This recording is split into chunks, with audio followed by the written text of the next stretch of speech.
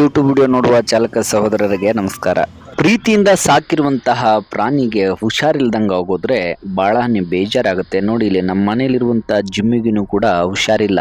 ಆಸ್ಪತ್ರೆಗೆ ಕರೆತಂದು ಡಾಕ್ಟರ್ ಹತ್ರ ಚೆಕಪ್ ಮಾಡಿಸಿ ಬ್ಲಡ್ ಟೆಸ್ಟ್ ಮಾಡಿಸಿದಾಗ ಡಾಕ್ಟರ್ ಹೇಳಿದ್ರು ಈ ತರದ ಹುಳ ಇದಕ್ಕೆ ಅಂಟಿಕೊಂಡಿದ್ದರಿಂದ ಈ ರೀತಿಯಾಗಿದೆ. ನೋಡಿ, ಫುಲ್ ಸುಸ್ತಾಗಿದ್ದಾನೆ, ಆಮೇಲೆ ಊಟ ಮಾಡ್ತಾ ಇಲ್ಲ.